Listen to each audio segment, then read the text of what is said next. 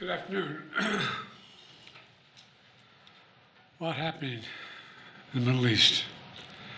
After 13 years of civil war in Syria, more than half a century of brutal authoritarian rule by Bashar al-Assad and his father before him, rebel forces have forced Assad to resign his office and flee the country. We're not sure where he is, but there's word that he's in Moscow. At long last, the Assad regime has fallen. This regime brutalized and tortured and killed literally hundreds of thousands of innocent Syrians.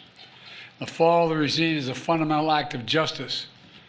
It's a moment of historic opportunity for the long-suffering people of Syria to build a better future for their proud country. It's also a moment of risk and uncertainty. As we all turn to the question of what comes next, the United States will work with our partners and the stakeholders in Syria to help them seize an opportunity to manage the risks. You know, for years, the main backers of Assad have been Iran, Hezbollah, and Russia. But over the last week, their support collapsed, all three of them, because all three of them are far weaker today than they were when I took office. And let's remember why. After Hamas attacked Israel on October the 7th, 2023, when much of the world responded with horror, Iran and its proxies chose to launch a multi-front war against Israel. That was a historic mistake on Iran's part. Today, Iran's main territorial proxy, Hezbollah, is also on its back. Only 12 days ago, I spoke from the Rose Garden about the ceasefire deal in Lebanon, a deal that was only possible because Hezbollah has been badly degraded. Meanwhile, Hamas has been badly degraded as well. Iran's own military capabilities have been weakened. Iran tried 2 times to attack Israel, and the United States and built a coalition of countries to directly defend Israel and help defeat those attacks. All this made possible for Iran and Hezbollah to continue to prop up, impossible, I should say, for them to prop up the Assad regime.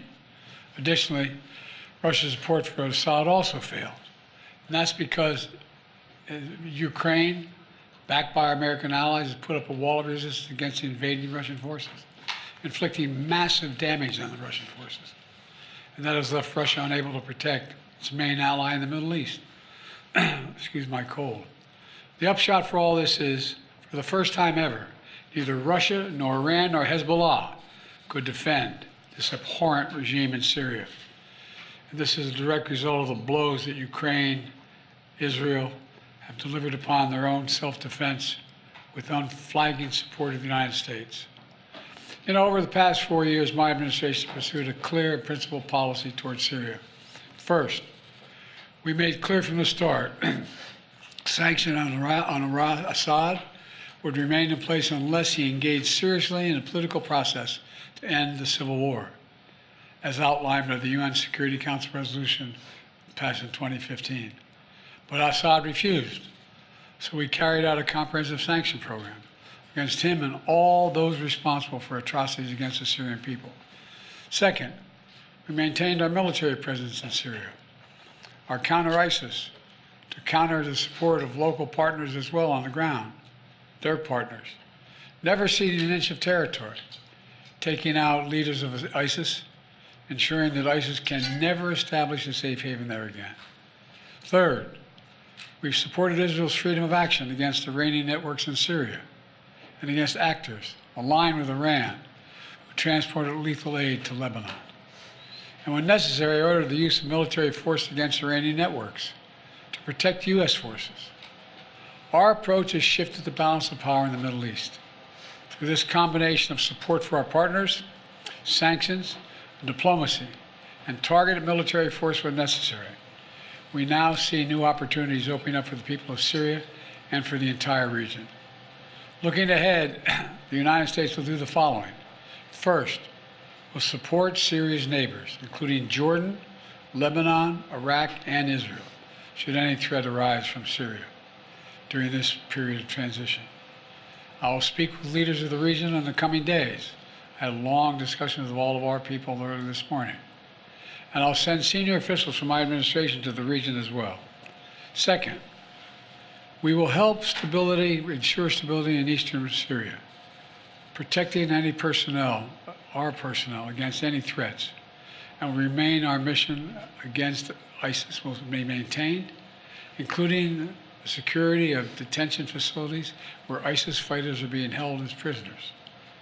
We're clear-eyed about the fact that ISIS will try to take advantage of any vacuum to reestablish its capabilities and to create a safe haven.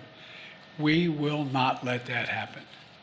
In fact, just today, U.S. forces conducted a dozen of precision strikes, airstrikes, within Syria, targeting ISIS camps and ISIS operatives.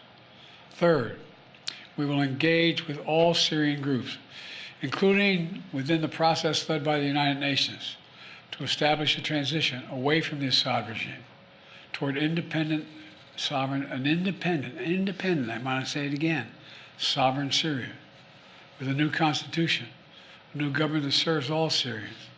And this process will be determined by the Syrian people themselves.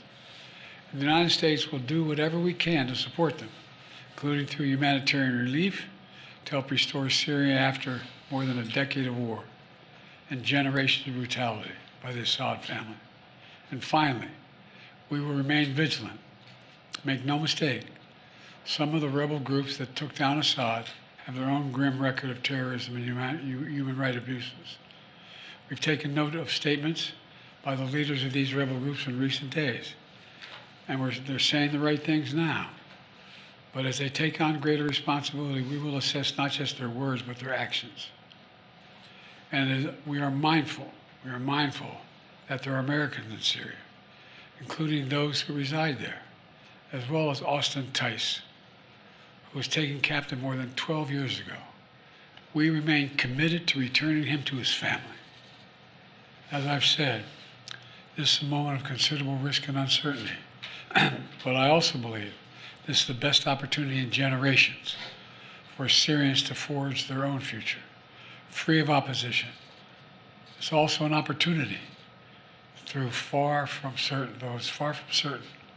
for a more secure and prosperous Middle East, where our friends are safe, where enemies are contained.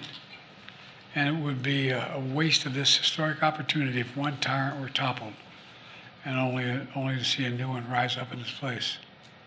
So it's now incumbent upon all the opposition groups to seek a role in governing Syria, to demonstrate their commitment to the rights of all Syrians, the rule of law, and the protection of religious and ethnic minorities.